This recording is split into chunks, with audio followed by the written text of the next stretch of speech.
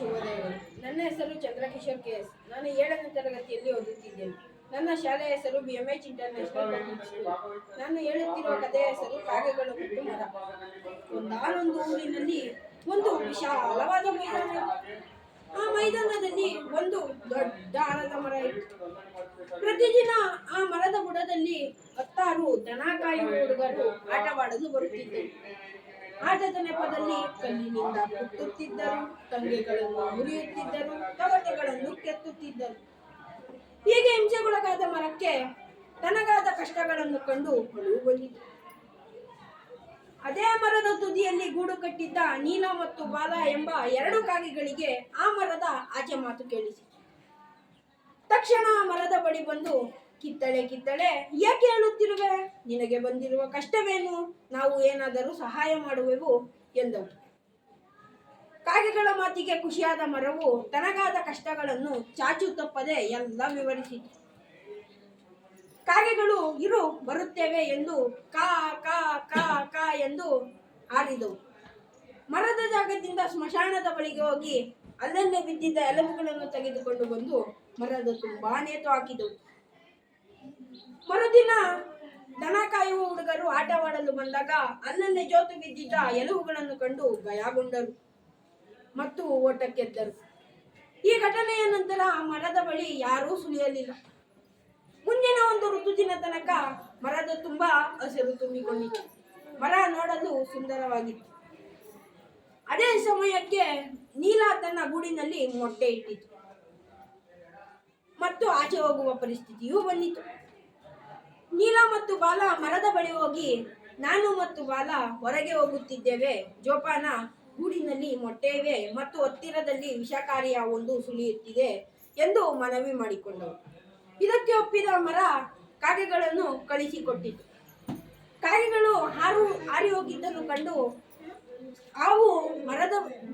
ಹಾವು ಸರಸರನೆ ಮರದ ಬಳಿ ಬಂದು, ನಾನು ನಿನ್ನ ಮಿತ್ರನಾಗಲು ಬಯಸುತ್ತೇನೆ. ನನಗೆ ತುಂಬಾ ದಿನದಿಂದ ಆಹಾರ ಸಿಗುತ್ತಿಲ್ಲ. ನನಗೆ ತುಂಬಾ ಹೊಟ್ಟೆ ಹಸಿಯುತ್ತಿದೆ. ನನಗೆ ಮರದ ಮೇಲಿರುವ ತಾತ್ಯಗಳನ್ನು ತಿನ್ನಲು ಬಿಡು ಎಂದು ಕೇಳಿತು. ಇದಕ್ಕೆ ಒಪ್ಪದ ಮರ ಮೌನವಾಗಿತ್ತು. ಹಾವು ಮಾತು ಮುಂದುವರಿಸಿತು. ನನಗೂ ಗೊತ್ತು ನೀನು ಕಾಗೆಗಳ ಮಿತ್ರನೆಂದು. ಆದರೆ ನಿನ್ನ ಶಕ್ತಿಗೂ ಕಾಗೆಗಳ ಶಕ್ತಿಗೂ ಏನು ಹೋಲಿಕೆ ಎಂದು ಮಾತಿನಲ್ಲೇ ಮರಳು ಮಾಡಿತು. ಅದೇ ನಾನು ಇದ್ದರೆ ಮರದ ಬಳಿ ಯಾರೂ ಸುಳಿಯಲು ಬಿಡುವುದಿಲ್ಲ ಎಂದು ಹೇಳಿತು. ಇದಕ್ಕೆ ಒಪ್ಪಿದ ಮರದ ಮೇಲಿರುವ ತಾತ್ಯಗಳನ್ನು ತಿನ್ನಲು ಬಿಟ್ಟಿತು. ಸಂಜೆಗೆ ಗೂಡಿಗೆ ತಲುಪಿದ 2 ಕಾಗೆಗಳಿಗೆ ಮೊಟ್ಟೆಗಳಿಲ್ಲದ ಕಾರಣ ಆಘಾತವಾಯಿತು. ಸ್ನೇಹಿತನೆಂದು ನಂಬಿದ ಮರವು ನಂಬಿಕೆ ದ್ರೋಹ ಮಾಡಿದ್ದಾನೆ ಎಂದು ತಿಳಿಯಿತು. ಕೃತಜ್ಞತೆ ಇಲ್ಲದ ಮರಕ್ಕೆ ಕಾಗೆಗಳು ಏನೂ ಹೇಳದೆ ಹಾರಿ ಹೋದವು. ಈ ಕಡೆ ಮರವು ಹಾವಿನ ಜೊತೆ ಸ್ನೇಹ ಗಟ್ಟಿ ಮಾಡಿಕೊಂಡಿದೆ ಮತ್ತು ಮರದ ಮೇಲಿರಲು ಜಾಗವೂ ಮಾಡಿಕೊಟ್ಟಿತು. ಹೀಗೆ ಹಾವು ಮರಕ್ಕೆ ಮಾತು ಕೊಟ್ಟಂತೆ ಮರದ ಬಳಿ ಯಾರೂ ಸುಳಿಯದಂತೆ ಮಾಡಲು ನಿರ್ಧರಿಸಿತು. ಸುಮ್ಮನೆ ಮರದ ಬಳಿ ಕುಳಿತವರನ್ನು ಕಚ್ಚತೊಡಗಿತು. ಸಾವು ನಾವು ಊರಿನ ಮುಖಂಡರಿಗೆ ದೂರು ಹೋಯಿತು. ಮರುದಿನ ಊರಿನ ಮುಖಂಡರು ಮತ್ತು ಎಲ್ಲಾ ಜನರು ಮರದ ಬಳಿ ಬಂದು, ಹಾವು ಮರ ಏರಿರುವುದರಿಂದ ಇಳಿಯುವುದು ಕಷ್ಟ, ಅದಕ್ಕಾಗಿ ಸುತ್ತಲಿನ ಬಳ್ಳಿ ಪೊದೆ ಹುಲ್ಲಿನ ರಾಶಿ ಮೇಲೆ ಬೆಂಕಿ ಹಾಕಿಕೊಳ್ಳೋಣ ಎಂದು ನಿರ್ಧರಿಸಿದರು. ಅದರಂತೆ ದೃಷ್ಟಿ ಹಾವಿನ ಮೇಲೆ ಬಿದ್ದು ಹಾವು ತನ್ನ ಪ್ರಾಣ ಬಿಟ್ಟಿತು. ಊರಿನ ಮುಖಂಡರು ಮತ್ತು ಊರಿನ ಜನರೆಲ್ಲ ಹಾವು ಸತ್ತದ್ದನ್ನು ಖಚಿತಪಡಿಸಿಕೊಂಡು ಮರದ ಬಗ್ಗೆ ಏನೂ ಯೋಚಿಸದೆ ಅಲ್ಲಿಂದ ಹೊರಟಿ ಹೋದರು.